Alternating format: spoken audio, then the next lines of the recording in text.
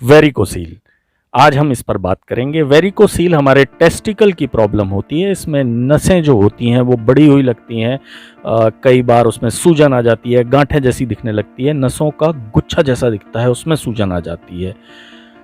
तो इससे कैसे बचा जाए, चलिए आज हम इसी पे बात करते हैं। तो सबसे पहले आपको क्या करना है, इस चैनल को सब्सक्राइब कर लें और हमारे वीडियोस पसंद आते हैं तो उन्हें शेयर और लाइक करना ना भूलें। तो शुरू करते हैं। देखिए, वेरिकोसील कैसे होता है। हमारा हार्ट जब पंप करता है, खून को भेजता है, तो खून सर से लेके पैर तक हर जगह जाता है। उसके बाद हमारी जो नसें होती हैं वो वापस से कॉन्ट्रैक्ट होती हैं, जिससे कि खून फिर से नीचे से ऊपर की तरफ हार्ट की तरफ पहुंचता है। ये एक नेचुरल प्रक्रिया है जो लगातार होती रहती है। अब क्या होता है कि वेरिकोसील चूंकि टेस्टिकल की प्रॉब्लम है, तो ग्रेविटेशनल फोर्स के कारण कई बार खून जो नीचे की तरफ गया है, नसें पूरी तरह से उसको वापस नहीं भेज पाती, जिसके कारण खून जमने लगता है और फिर सूजन आने लगती है, और सूजन आने के साथ साथ आपको दर्द होने लगता है और गांठें जैसी दिखने लगती है।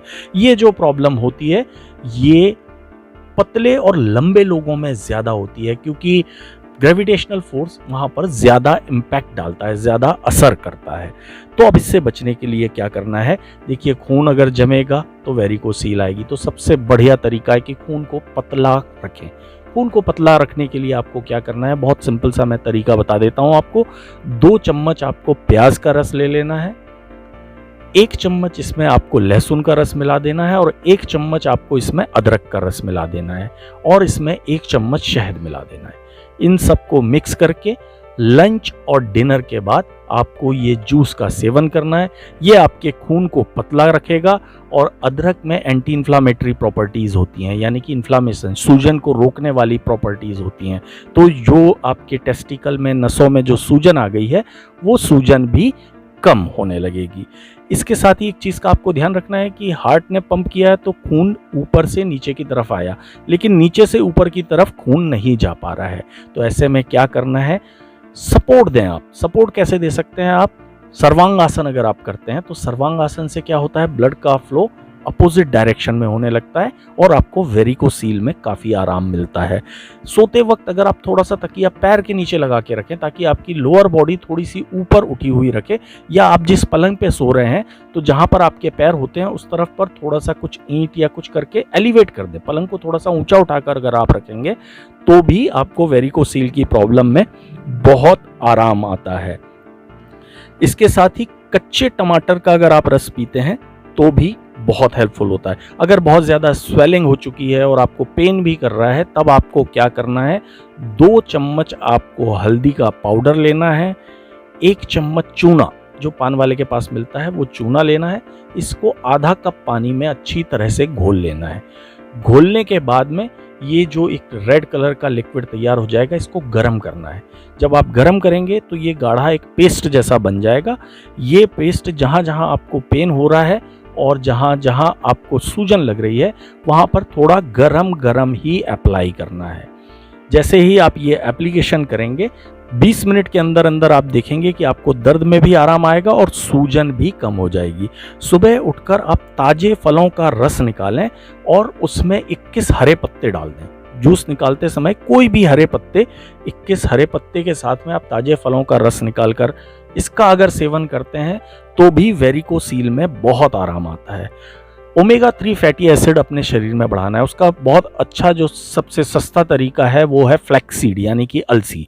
तो 2 चम्मच अलसी अगर सुबह खाएं आप, और 2 चम्मच अलसी रात में खाएं, 4 चम्मच अगर आप अलसी का प्रयोग करते हैं तो भी आपको वेरिकोसील में बहुत ज्यादा आराम आता है।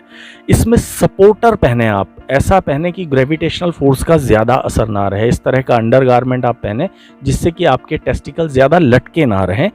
तो ये भी आपको वेरिकोसील की प्रॉब्लम में काफी लाभदायक रहता है।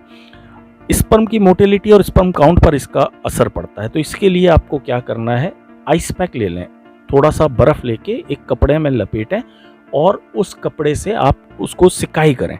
तो वहाँ पर आपकी जो ब्लड वेसल्स हैं वो सिकुड़ेंगी और उससे भी आपको दर्द में भी आराम आएगा, सूजन में भी आराम आएगा और ये जो स्पर्म काउंट की प्रॉब्लम है उसमें भी आराम आएगा। हमेशा याद रखिएगा कि हमारे टेस्टिकल का जो टेम्परेचर है बॉडी के टेम्परेचर से कम होना चाहिए, तभी स्पर्म काउंट अच्छा रहता है और स्पर्म की मोटिलिटी बनी रहती है। इसके साथ साथ मैग्नीशियम सल्फेट, एप्सम सॉल्ट जिसको कहते हैं, एप्सम सॉल्ट आसानी से आपको मिल जाता है, मेडिकल स्टोर में भी मिल जाएगा। एप्सम सॉल्ट लेना है आपको, 2 चम्मच एप्सम सॉल्ट लेकर एक छोटे प्याज के साथ में इसको पीस लेना है और ये जो पेस्ट बन गया है एक कपड़े में पेस्ट को अप्लाई करके अपने टेस्टिकल पर बांध लें।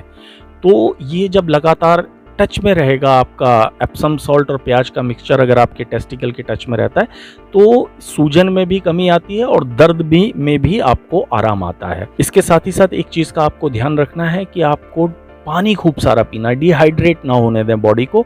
आप जितना हाइड्रेट रखेंगे, 3 लीटर आप पानी पिएं तो बहुत हेल्पफुल रहता है ये वेरिकोसील को ठीक करने में।